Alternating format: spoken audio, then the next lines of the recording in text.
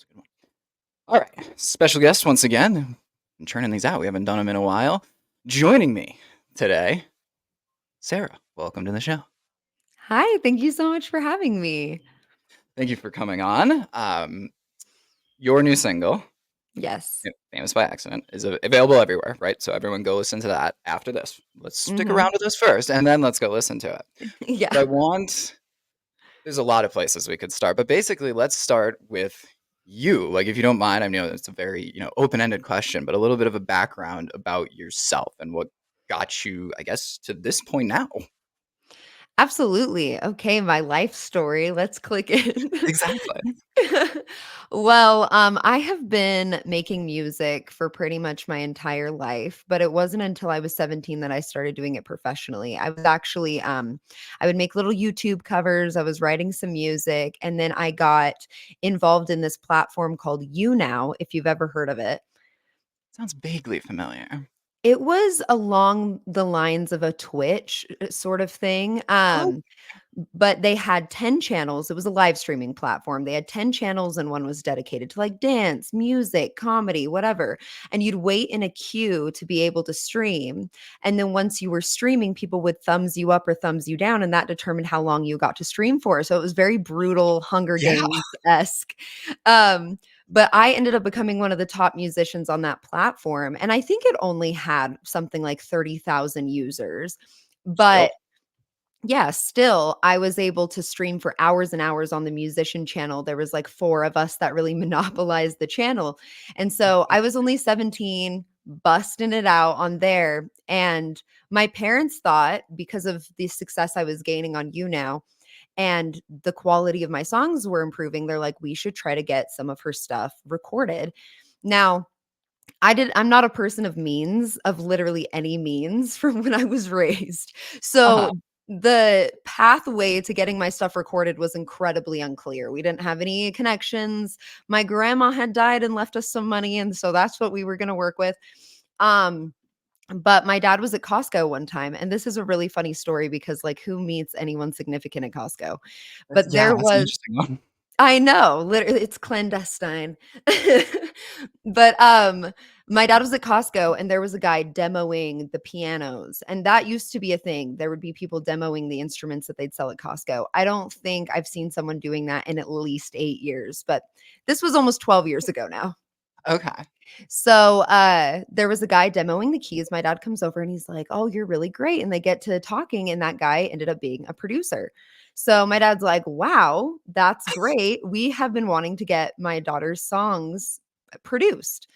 And so this guy is like, "Yeah, bring her over to my house and we can listen to her stuff and see if there's anything there." And so I go over to his house, I play him my stuff. He loves it. He's like, "We're going to go to Nashville." Because I'm from Utah. So that is all the way across the Yeah, country. that's wow. Okay. Okay. All the way across. So he's like, "We're gonna go to Nashville." A few months later, we go to Nashville, and it was one of the most incredible and challenging experiences. I ended up not having a very good relationship with this producer because he wanted to make me a country artist. He would yell at me a lot, and I was a senior in high school, and he was a man in Gosh. his 40s, and he would just yell at me all the time, was very unhappy with me not wanting to completely shift my entire creative focus to country music. Right. And that just seems like such a weird play. Like, why would you? I mean, hey, I'm not a producer, but that just seems very dumb to me. But I'm glad you got away from that then. Well, yes, the funny thing, so Taylor Swift was, like, really popping off at that point, Huh. right? So this was Right. 2013, Okay. and at that time, she'd released her song, uh, "Never, Ever, Ever Getting Yes. Back Together." Okay, dude made me listen to that song probably 40 times and was like, "This is the most brilliant example of songwriting in the last 10 years," and I'm like, "'Kay, no shade to Taylor, but are we serious?" Right. Right. Are you joking with me? Like, The last 10 years? Okay. So he really wanted to try to emulate her success and was right. we were talking to people on Big Machine. I talked to the president of ASCAP and he liked my stuff, but he wanted me to change a certain song to third person. And so then my producer glommed onto the idea that all my songs needed to be in third person. I don't know, and It I'm a sounds like very strong-willed person, so I was like, "No." I mean, yeah, I'll take advice if I feel like it's valid, but no, it doesn't need to be in third person. no. And that did result in him screaming at me in the legendary RCA Studio A in front of a bunch of incredible studio musicians. What? I know, yes. And thankfully, the musicians ended up being like, "Sarah, what do you wanna do? Your family's paying for this, so we're gonna listen to Right, you." that's the other thing I'm gonna say. Exactly, it's like, "We're paying, so why do we not get a say in the creative direction?" Huh. Yeah. So that happened. It took us about 4 years to actually get the masters for those songs. I ended up releasing a few of them. I took on extra jobs to try to pay for it because he kept finding new reasons that we needed more money, and when I finally looked at the contract at the ripe old age of 19, I was like, "Oh, there's no reasonable period of time clause. There is nothing saying he can't add on additional charges. He would also be taking 25% of any sort of profit we make off of this." It was a lot. So, Especially we at that age. finally Oh, Like, yes, that's yes. crazy. I mean, at that age, $1,000 is a lot, but we're talking Yes. about thousands of dollars. Mhm, Yeah. mhm. So, I was working at Panda Express, I was nannying, I got fired from nannying because I worked at Panda Express until 2 in the morning because we would do a monthly deep clean. Overslept, ruined the people I was nannying for's whole next day. I was like, "Look, you should fire me, actually. I'm very Yeah. sorry about that." Like, you know what? On this one, I agree. Yeah, I was like, "Totally valid. I'm so sorry." And, so I got fired from nannying, and it was just a very stressful time, but finally, after 4 years, because the contract was for 4 years. Also, who has ever had a 4-year contract with a producer? An exclusive recording contract for Right. 4 years with a producer. Just we were ill-advised. Of course. Going Yes. in completely blind, like, that all makes total sense. Yeah, because I think a lot of people that start young in music, their family they're in music and potentially have some connections, some knowledge of the industry. We were not. Like, my parents are musical. My dad's a wonderful songwriter, but was never commercially successful, so we just didn't have the tools to know what is reasonable, what is Right. an abuse of power. Exactly. Exactly. I think that's how all these horror stories start is from being, naive and not understanding, being like you said, "Oh, this is a lot of money. This sounds like a great idea." Most people are just gonna go and sign that at 19 years of age. A lot of people are just gonna sign that. Well, exactly, and on top of that, they're kinda betting on you not knowing anything about the industry, not knowing anything about business or the contracts. Yeah, they're betting on that. Absolutely. But I finally got out of it at 21. Woo! Okay. And there are still masters hanging in the air that I will never see, but it's really okay at this point. And so I was kind of traumatized from the whole experience. I'm like, I just can't go back.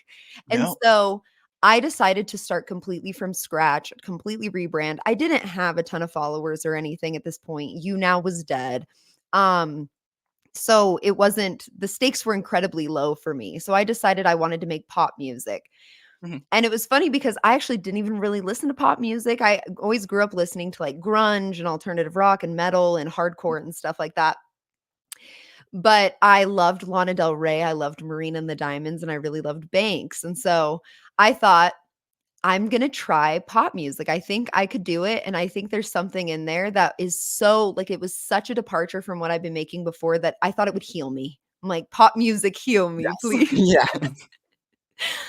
And so I started working with a local producer, and he was teaching me how to produce. I became, like, an intern for him for a little while, which was really fun, and, learned how to make pop music, and it wasn't, top 100 type pop music. It was very moody and synthy and sad.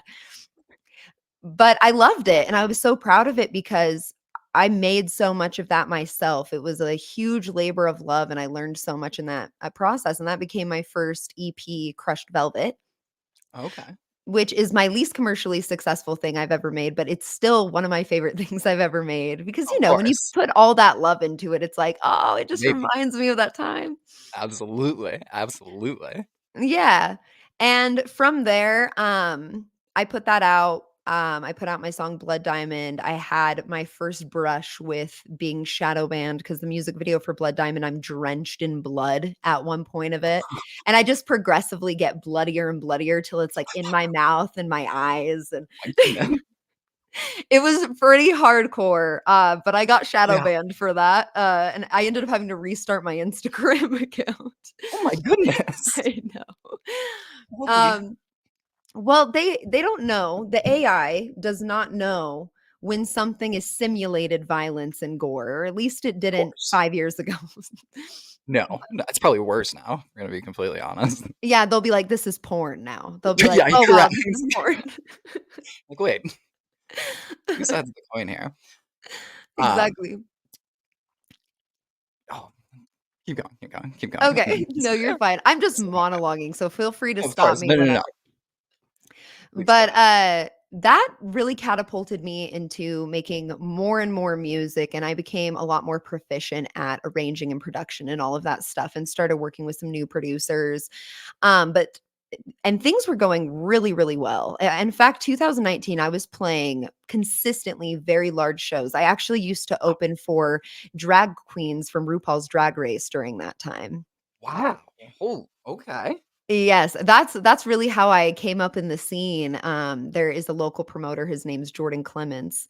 I Mhm. randomly messaged him on Facebook because I saw that I can't even remember who it was, to be completely honest at this point. It was a while ago. I just saw that one of the queens was playing a local venue and I was like, "Hey, you want music?" It was super random, Right. but "Do you want music?" And he was like, "Sure." And then he just started putting me on stuff. So I was consistently playing to hundreds of people locally, and the audience was incredible, the response to my stuff was incredible, I was starting to get recognized when I was out in public, it was Oh my really cool. goodness. Mhm. But then, we know what happened in 2020. That's where I was afraid that was going. I had a feeling once you said 2019, I'm like, "Uh-oh." Uh-oh. We know what happened there. I actually had a tour planned and booked and everything, but so did Oh, so many no. people, Of you course, know? of course, of course, but still. Yes, one second, let me adjust my mic. Absolutely. My mic stand is not high quality. So 2020, January, I opened for one of the biggest artists I've ever played with, which was 070 Shake. I always say their name wrong, but 070 Shake. Oh, yes, yes, yes, okay. Yeah, they dated Kehlani and Oh, they've yeah. popped off now. I Right, right, actually right, right. got to see them live last year for a ton of people. I was like, that's incredible. Wow. But I opened for them, and it was a great show, minus me tripping on stage and throwing my wine into the audience by accident. Oh, no. Oh, no. I was wearing some dangerous boots, so never again. I've literally never worn those boots again. Real. You gotta make a statement somehow, and that's certainly one way to do that. I know, and it was so sad because I face planted, and it was completely silent, and then just one girl was like, "Are you okay?" And I'm like, "Shh." I'm I not. was. I was until that. Yeah, until that, now I'm embarrassed, but that show actually went so well. Really? Outside of that, that's how I Okay. started the show. I walked out, boom, and then it went really well after that. So I was on a high, I'm like, I'm gonna go on tour. I'm playing Yup. these huge shows, these sold out shows. They're incredible. And then boom, apocalypse. Mhm. And tours canceled. I'm stuck in the house. I was planning on quitting my phone job because I had had phone jobs through this whole time. Right, You got to support yourself. I was like of this course. close to quitting my phone job. And then I had to keep my phone job. I had to work from home. I lived in a Right. basement. I was not having fun, and so I was turning 25 that year. I'm almost 29, so a Mhm. grandma for the industry, but Well, elderly. doesn't make good news for me either then. No, it's bad news for a lot of us. Interesting. I'll have to keep that in the back of my mind. That's what they tell me. But, yeah, I was almost 25, and when I was 17, because I was stupid at 17, as all of us are, Of course. I thought, "If I'm 25 and I haven't made it, I'm going to college and I'm quitting." And when you're 17, you don't realize 25 is actually objectively, like, very young. No, I'll attest to that. I'm turning that in a couple of weeks here. It's still Yes. pretty damn young. Oh, yes, it's very young. And, I started to have a personal crisis because it's mid-pandemic, who knows Mhm. when it's gonna unlock, and I'm gonna be 25, my dead age for my career. And, I had a little moment of personal crises for a few months. I was, bumming I hard, believe and it. then I was like, "You know what? I just need to let go." Let go and let God, for lack of a better term, and just Mhm. let the events play out, and so I decided to do that, trust the process, and I started making TikTok videos just for fun because I had nothing better to do. Why not? Right. Yeah, and at first it was, like, music related stuff, but, there's, like, 900,000 girls on an acoustic guitar on TikTok that wasn't really getting me any sort of recognition. Uh, and then one day there used to be these videos called accent challenges a few years ago where it's like, Mhm. "Accent challenge, say these words in the accent of your city and have your audience guess what city you're Ah, from."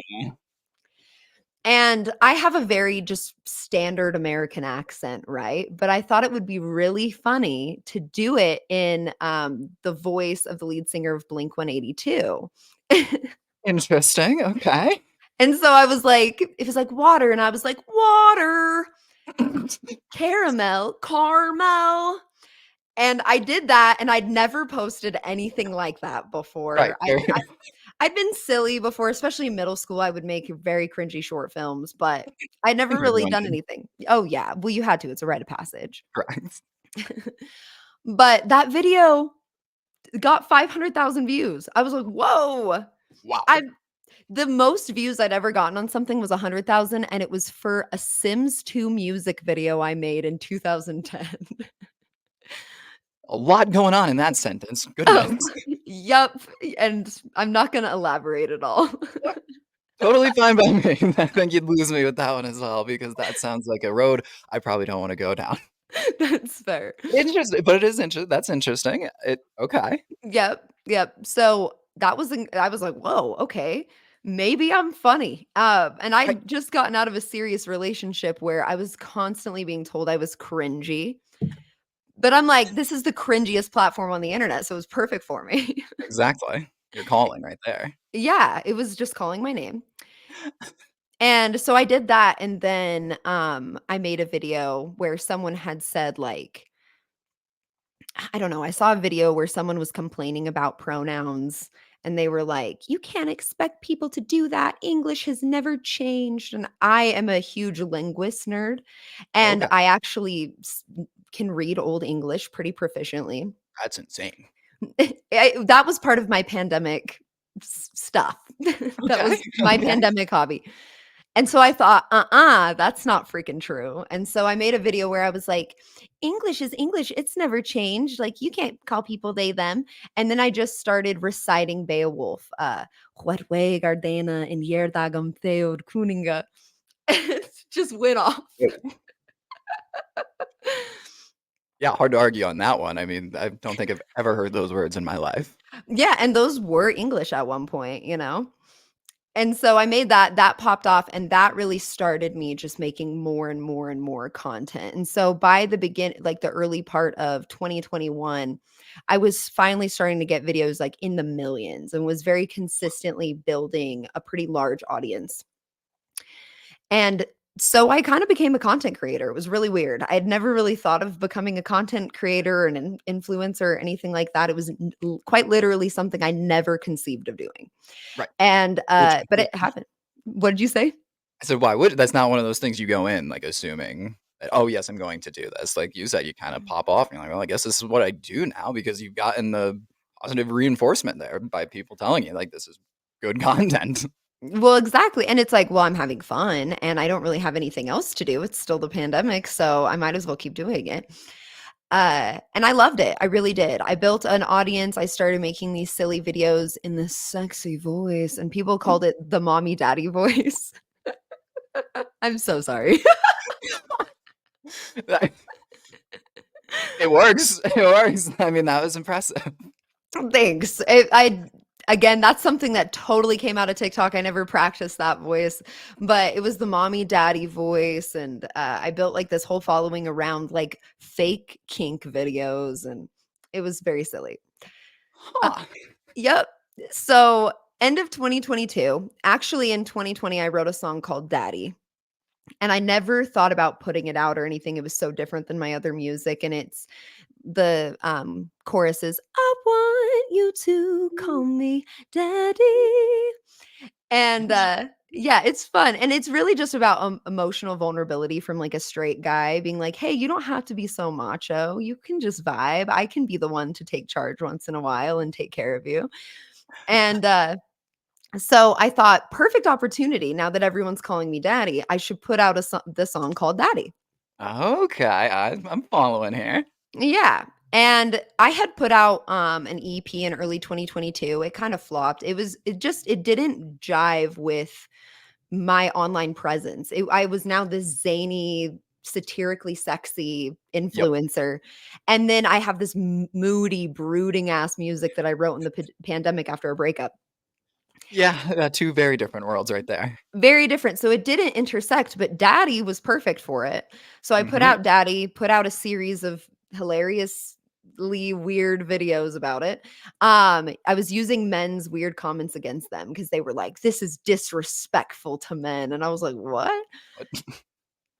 So I yeah, made a bunch of videos about that and that ended up becoming my most successful song. It was the first one to ever crack 100,000 streams. Now it's almost at 300,000 streams, which is so sick. And that was great. I was like, "Okay, I think I have a sense of where I should be going. I think I can still do the moody stuff, Mhm. but the silly things that come out of me sometimes when I'm songwriting, I should incorporate that as well because that's just as authentic to me." 100%. And so that's kind of where I started to go with it, but everything changed when the Fire Nation attacked. Just kidding. Um, Pretty real. everything changed in March of last year. I made a video. I was actually measuring picture frames in my office because I had just painted and I wanted to hang up some artwork. And so I was measuring picture frames, and one of them was 12 inches. And I was like, that is so huge. Like, that is actually massive, if you know what I'm talking about. And I immediately got on my phone. One take was like, "I don't think you know how big 12 inches is." And was like, "This is the biggest I've ever seen in real life," which was like 9, 10 inches. And then I started from 5 inches going all the way up and labeling each one as like, "This is great, fabulous, almost too big, definitely too big, ER, skipping my next life, 27 club," you know? And it was fully just off the dome. And That's that's impressive. Thank you. Well, in making hundreds of these ridiculous videos, I now kind of, you know how rappers are able to like freestyle rap pretty effectively. Their brain just Of course. is able to put those words together. That's how I am with videos now, is I can just kind of like freestyle rap a video. Interesting. Yeah. And so I made the video. I posted it at a terrible time. It was like 6 p.m., right? I post it. And within 20 minutes, it had 1 million views. Yep, and Wow. I was shadow banned at the time. My videos were getting like 10K views, and I'm like, "What the hell is going on?" Interest Right, right. Yeah, and so within an hour, it had 1 million views, and within a month, it had 30 million views. Oh my god. That's crazy. Well, to testify to that, like, I don't have TikTok. I got it in my Instagram algorithm. Mhm. Now, if you listen to the show, I've been going to war with my Instagram algorithm because I can't get it right, and every time I complain about it, it seems to switch. It Yep. came up there. I saw it on Twitter. Like, that stuff never comes across my timeline on Twitter, and then I was like, "This is fucking hilarious." It's like, Thank you. "This is true." It's like, if you really do think about it, like, when you break it down like that, of course, just everything after. Yes. Well, that was what was insane because 'cause I'd gone viral so many times. Right. I had stuff that was like 10 million views, whatever, but this was such a different level. I think on TikTok alone, it's at like 46 million. And then on my YouTube Shorts, it's at 30 million, and Instagram, it's multiple millions. But where it really took off is meme pages like Memes Are, and then like World Star Hip Hop, they were posting it. And so, among all the reshares on Twitter, Instagram, TikTok, YouTube, It's now over 1 billion views. It's been seen over 1 billion That's times. an insane sentence. That's an It's insane incomprehensible. An eighth of the planet theoretically has seen that video. That's crazy. I know. I it's still to this day, I'm like, it doesn't make any sense. That's crazy. I now once you it proves that making guys feel good about their wieners is very powerful, honestly. Yeah, we don't do that much on this show. If I had to, break down the times we've done that, we're probably, in the red on that one. Maybe you should start. That's gonna be the thing. Right? Apparently. Be a weird rebrand for us, but maybe we'll try it. Yeah, yeah. The Wrap It Up podcast plus wieners. Yep. Look, the amount of jokes we've gotten and being like, "Oh, it's a sex ed podcast." No, it's really not. Well, the title, wrap it up a little bit. A So little it bit. would actually probably be an easy pivot. They'll be like, "Oh, Also, perfect. That makes be like, sense." finally, what everyone's been we thought about doing that once, for an April Fool's, and then it just didn't work, right? Like, nobody could take it seriously enough, and it's like, "Let's just talk about billboard charts and whatever." So I now I love wanna get in to where we're Mhm. at now. So this Yes. insanely viral video Yeah. pops off, and then comes the single. So, take me into the songwriting process for this one, because I love the title, like, it just makes perfect sense. How do we get to here? Okay, we got to here because that video blew up and I'm like, "Oh, okay, new giant audience." I think before I'd had like 400,000 followers on or 300,000 followers on TikTok, and then it went to almost 700,000, and then I got like 100,000 new followers on Instagram and 30,000 on Twitter. It was like woof, just this huge increase. And so I'm thinking, big new audience. I have another song coming out. It's called Mad Dog. I'm like, this is gonna be great. I can have all these people, like 1 million people see this. And surprise, surprise, when you get famous for dick jokes, people just want dick jokes. I believe that. Yeah. And so, I post my music and people were kinda like, "Make an OnlyFans, show us your boobs." Oh my god. Makes sense. I mean, I'm on the internet, I've seen it, but I mean, what the fuck? I know. And it's because my audience before had been mostly women and queer people, and then it was hard shift 75% like straight dudes. Right. And no shade to straight dudes, like I am in a relationship with a straight guy, no shade, but a lot of them make for really poor audience members, to be honest, when you're a woman. And so I started to realize that all these new audience members were great for comedy videos, but were terrible for my music. So it was like where I'd made all this progress in one area, I was still completely like at the exact same place in the area I care about most. Right. Exactly. Yeah, and so I had, a show in Vegas or not Vegas, excuse me, LA at the Viper Room, Wow. which was really, like, a sick room, but the person before me went over an hour and a half. We were on at, like, 1 in the morning. Almost everyone that bought tickets for me left, and we'd come out of state, me and my whole band. I paid for my whole band to come out there, and all these people leave, and I was like, "Shit, I'm gonna have to give people refunds," and sorry if I shouldn't be cursing. Absolutely, we do not care. Okay, okay, just making sure. That's why we But don't put it on YouTube. yeah, that's tough. Now with all the markers where they're like, "Do you say shit in this?" And I'm like, Yes, "I like 10 times. I'm a lot. sorry." I'm pretty sure I repeated it 3 times for no reason. Yep, just Sorry, but go on, consecutively. go on. No, you're fine.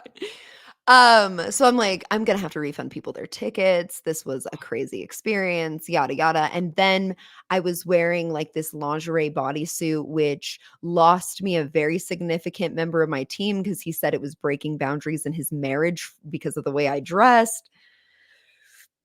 It What? was so weird. I was like, I'm gonna kill everyone that talks to me within the next 24 hours. It's just I was so at a loss where it was like I felt surrounded by men, and I felt like it was kinda, like, ruining my life a little bit. Right, I can see that. Which sounds like a very victim-y thing to say, especially where it's like, "But you have all of this exposure and stuff." But I was just so frustrated. I'm like, Right, even this someone I'm so close to that is very significant in my team that knows me so well is like, "Boobs bad, and we can't work together unless no boobs." Like, "Fine, I guess. I'll just get rid of them." Yeah, let me just lob them off. It really like, it hurt me because he knew how much I had experienced so much, like, weird misogyny over the last year, and everyone does, that's I mean, even men experience misogyny, but it had ramped up to the point that it was kinda making me depressed, and so he knew that that had happened, and that still that this was the result of that interaction, so I got Yeah. home, I felt really defeated, we had to cancel the next show, and, I just sat down on my guitar and I started writing Famous by accident. It was very silly, but also kind of, like, impassioned and emotional, and I thought, "Well, I'm not going to do anything with this, but maybe I'll just post it online and see if I can get anyone to confirm to the Vegas show, and maybe we don't have to cancel it and blah, blah, blah." And so I posted it on Instagram, and it got the most views and the most likes of any song-related thing I'd ever posted. Wow. And I was like, "Oh, whoa." I did not realize that I had made something that was that impactful, and Right. in hindsight, it really does perfectly encapsulate the 2 sides of me, and it brings the audience members into the song and into the experience because they have been part of that story. And so I posted that, I was like, "Oh my gosh." I was like, "I gotta record this." And so I think in just January this year, yeah, January this year, because this was last November, Mhm. I got into the studio with my lovely friend Nate Pfeiffer, and we recorded it, and I released it yesterday, and it's my first song release in over a year, and really is kind of it's not necessarily meant to bookend the whole tape measure experience, but I feel like it's the perfect introduction into just, I'm a musician. Yes. And I love all these things, and thank you for all of these things. Thank you Of for course. these years of virality and silly content, but I am also a musician, and kinda here's your introduction to that. Eh, that's a perfect way to put it, because that's exactly how I thought of it. Like, That's when I was all. going through it, I didn't even put the video like I was saying to you, I got the email reaching out to see if we would do something, and I was like, "Definitely." I literally it took me a long time to actually put 1 and 1 together. I was like, "Wait a second," and then I think it said in the email viral video, I thought nothing of it. I was like, "I see so many viral videos. I'm on the internet. Mhm. I'm Yeah. vehemently on the internet." It's like, I see a lot of things, and it took me I was going through the Spotify first, and I was like, "This is a different style of music." I was like, "But I do li" and so that's how I saw it at first, and then I was like, I also just love the title. I mean, the title's perfect. It Thank makes you. sense, and I think, like you said, I think it is the perfect, you'll make the jokes and do those videos, but music first. Everyone come Mhm. support the music. You don't have to, but come support the music. Yeah. I wanna know a little bit too. I always love asking this question to any artist we have on. How do you get through some of these roadblocks? Like you've said, things haven't gone your way. Like, what do you do to be able to push through and still produce music and content when it can feel like, you don't wanna do any of it? That's a really good question, and I recently it's been a very conscious part of my thought process around everything because I'm still experiencing some pretty significant roadblocks. Like my Instagram is very shadow banned, my TikTok is very shadow banned. Anytime I promote music, it's like, "Oh, a picture of you where you look hot? We'll show that to 100,000 people. A video of your music that has way better engagement than any of your other posts, we're gonna show that to 8,000 people." I know, and so that has been very frustrating recently because I've been grinding, and I've been grinding for 12 years. Right. But what it really comes down to for me is that, would I do this if it was never successful? And the answer is yes. Right. Um, I love it more than anything. Like, besides myself, I love my family, I love my friends, you Yes. know? Besides all of those things, I love music the most. Right. And I know that if I was on a desert island, if it was the apocalypse and everyone died but me, I would still be making music. And so for me, that is the driving force to get through all these roadblocks and these stumbling blocks because it's like, yes, do I want to be able to make a living from just music? Because right now I make my living from content creation and some voice acting stuff. Mhm. Do I want to be able to make it from primarily music? Absolutely. If that never happened, is that a reason for me to stop? No. I will Right. still always do it. And that's really what gets me through it is the love of it and knowing that no matter what, I don't even feel like I chose this path. I feel like I was born into a body that just can't help but make music. And so I'll never stop. I can't get discouraged enough to ever stop, honestly. No, that's a perfect answer. That's, I think, the motivation we need. I took a lot of your time. Before we get out of here, though, Mhm. gotta ask the hallmark question on this program, my favorite one to ask. You could work with 3 artists, past or present, who would they be and why? Ooh. Oh, I have so many artists I just freaking love. So that's hard. Okay. I think my top one is gonna Mhm. be Peter Steele from, Okay. Typo Negative. That's one of my favorite bands of all time. I think I love his stuff so much, and his life story is kind of sad, and near the end when his substance abuse was really significant, he definitely was a little controversial for my taste, you know?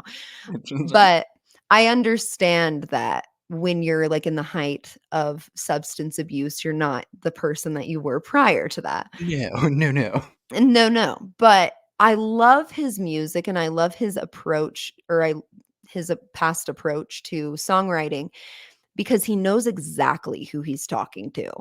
You can hear it in the music. He's able to create this, like, visual world in the song where your mind is creating that story. Like, you don't even need a music video. I can picture so specifically what he's trying to convey.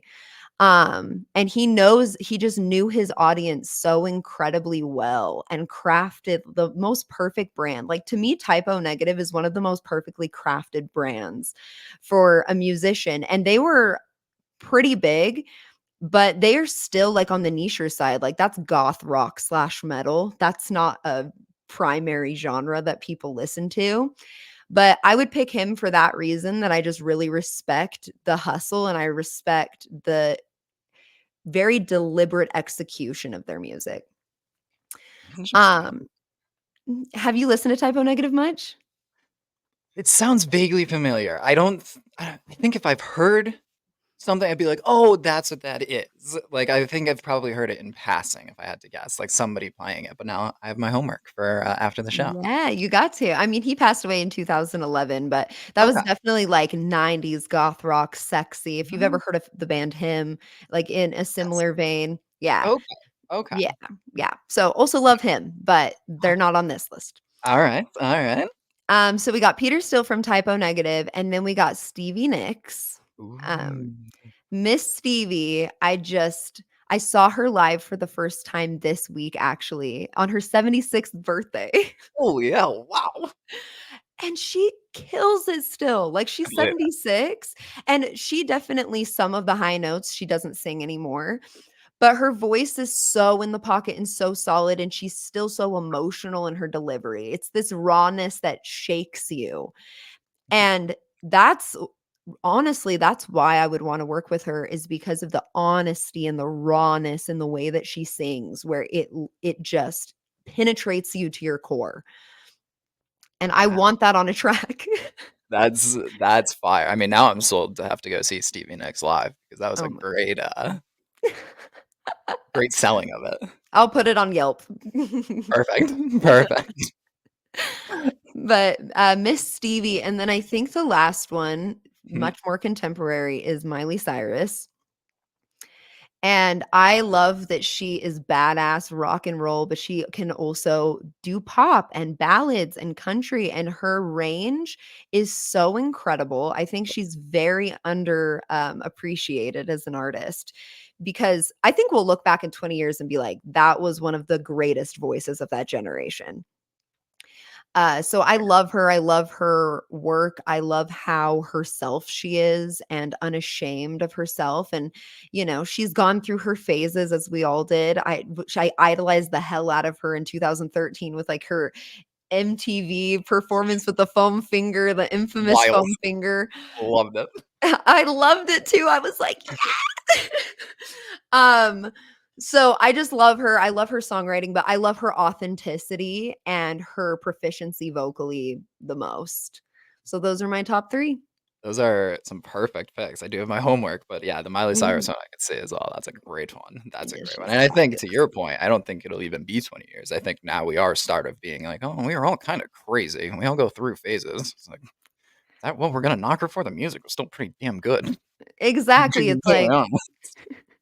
do you remember the weird stripper thing at the Teen Choice Awards where she was holding Yes. onto a pole on the ice cream truck and not stripping, like, it was there for Right. stability? Right. And they're like, "She's being a stripper," and it's like, have you been to a strip club? Because that is not what that looks like. No, no. I might have been on that train all the way back then. I was like, she's stripping. And then I was like, who gives a fuck? No, I used to be Christian, and that's, like, a whole different thing, and so I was very, like for a period of time, I'm like, "My Miley Cyrus is becoming a heathen," but by the time I was 17 in 13 or 18 in 2013, I was like, "She's slaying. I love Yeah, her." correct. Correct. We'll let this one slide. Yeah. Absolutely. Where can the people find you? Where can the people find you? You can find me on quite literally everything: Instagram, TikTok, Spotify, Apple Music, Twitter, just under my name, Cera Gibson, Cera like Michael Cera, Gibson like the guitar. That was fire. Perfect. I'll have the links as well to everything, the website and all of that in the show notes. As always, Sarah, I want to thank you so much for coming on. We'd love to have you back. If you ever want Yeah, to promote again, I had a blast. And thank you very much. absolutely. This was fabulous. Thank you. Perfect.